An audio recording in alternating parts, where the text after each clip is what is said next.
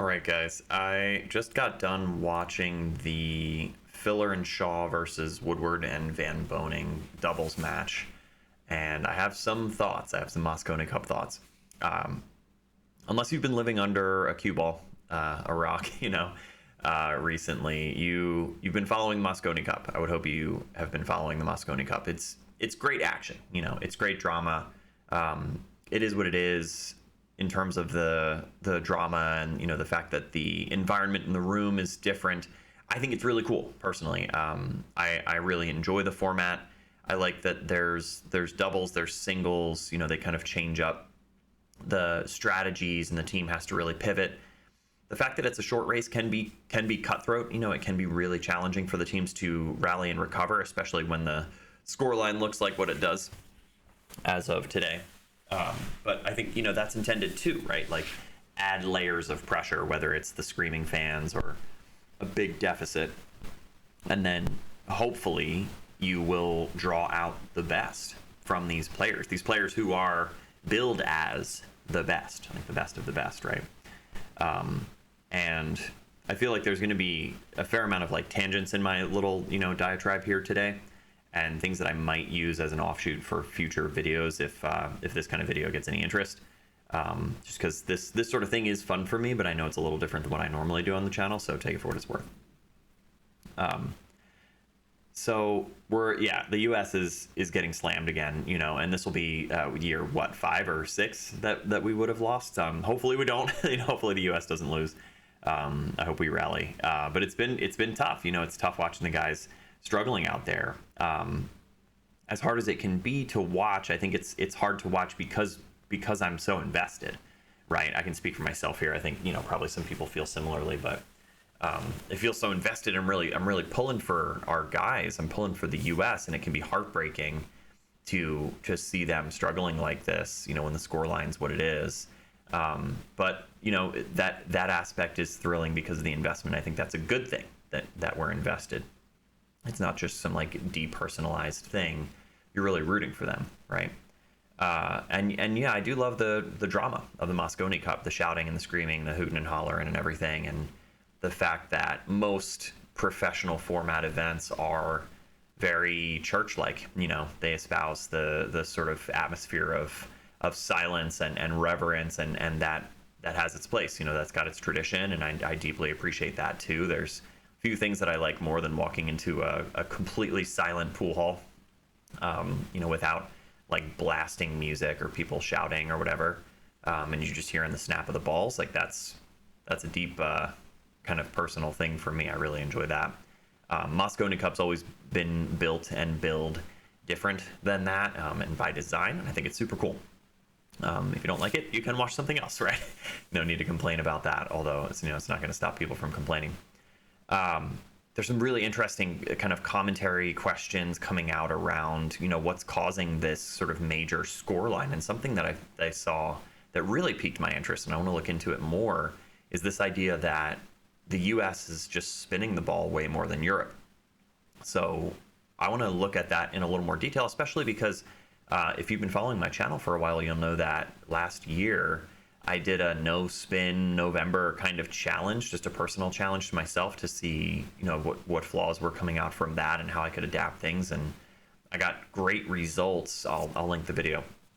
But I got great results in my game by experimenting with that and taking out the unnecessary spin, focusing more on pure cue ball, speed control, natural angles, natural path of the ball, that sort of thing. So it was really telling, and so it stands to reason that at a higher level of play with very tough conditions, very tough equipment, you would want to rely on more kind of natural pathing, right? And the image in particular that I saw, I'm not going to share it because I don't know if I have the rights to. It was basically just a Facebook post of some like maniac, and I say that in like the most lovable terms, by the way. Some maniac who had gone through and they were basically watching every single shot, every single strike on the cue ball, and then marking, was it like high left, high right, left center, right center kind of thing, and basically calculating how much spin each team was putting on the ball after each round, after each match. And then the totals were coming out into 60 some percent for the US, using spin on 60 some percent of the shots and like 30 some percent for Europe. So it's a measurable difference, right? Like a significant difference. So that was really fascinating to me. So stuff like that that's starting to come out makes us think a little differently about the game, and it makes me want to explore my game in a different way too. So I think that's really fascinating. The other piece that I find really interesting is just the cultural differences.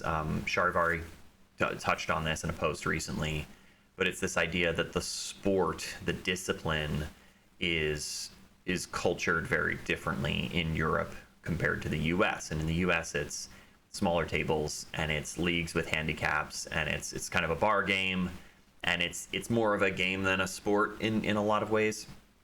I do think that's changing. I believe that's changing. I'm seeing evidence of that change, and for the better, in my opinion. Maybe a little biased, right? But it's a significant difference in the sense that in Europe, generalizing here, right? But in Europe, you're going to see training camps, you're going to see education programs revolved around billiards, like in a school environment, right? Whereas most of the leagues here, starter leagues, are going to be the kind of bar league, very bar friendly pool, and the billiards education fund type stuff, or instruction for kids or education for kids in the States is hard to find.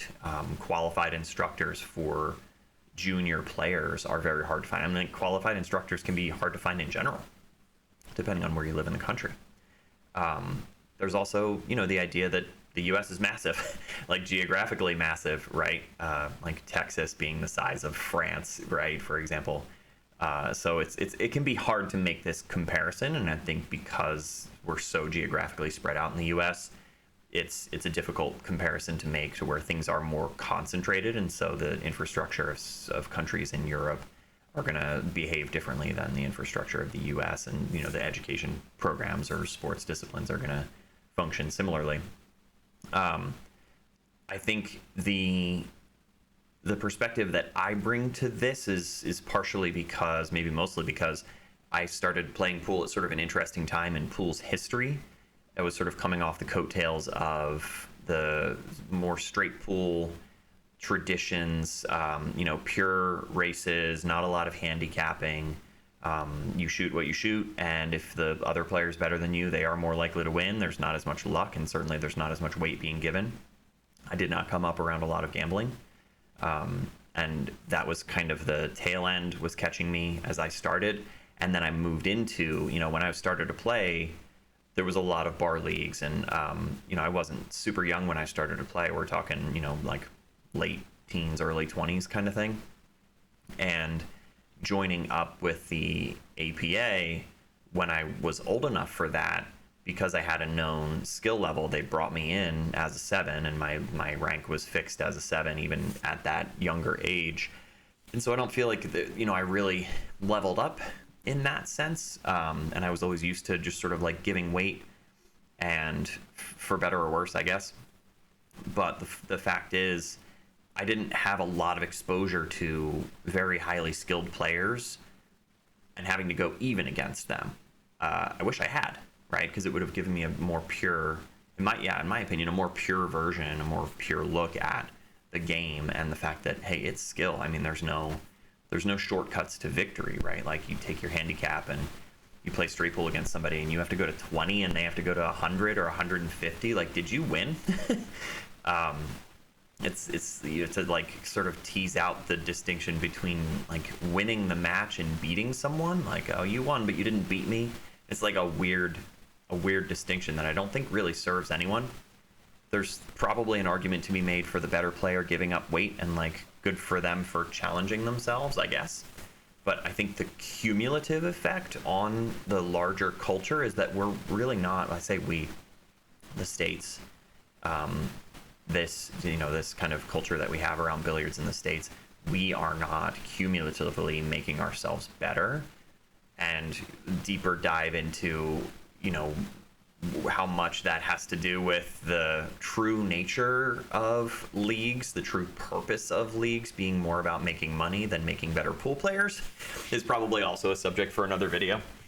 As capitalism rears its ugly head. So that could be fascinating to try to delve into that and see, you know, the extent to which that's affecting our development as players. I think the implicit question is, what's everyone's goal, right? Is the goal to cultivate excellence? Is the goal to make money? Is the goal to have fun? Are these things mutually exclusive? Maybe to some extent, right? But I think so much league play for me over the years has culminated into this sort of sense of burnout about it, right? It's not just handicapping specifically, although I think that is a big part of it, but it has led me now, especially with focusing on more big table play and after my move and getting a table set up at home, the big table set up at home, and running into much more highly skilled players. That's what I find myself wanting. And so I just have to reckon with what is valuable to me, where I want to put my time and what I want to get out of it. And the answer is, you know, I'm craving skilled competition with no shortcuts to victory for either party, to be clear. That, you know, I'd rather participate in a format where I'm not getting weight if I come up against somebody who's much more highly rated than I am, because I want to really learn something from that. And if I'm supposed to get beat, I want to get beat, and vice versa, right, for my opponent. It's been a good revelation for me, I think. It should feel healthier. It should give me something that's a little clearer, just in terms of the results and the process that gets those results, things that I've talked about in other commentary videos. So my focus for the next year is to really redouble my efforts into building skills and seeking out more skilled competition, whether that's on the side or whether that's in open events or whether that's in tours, you know, whatever's available.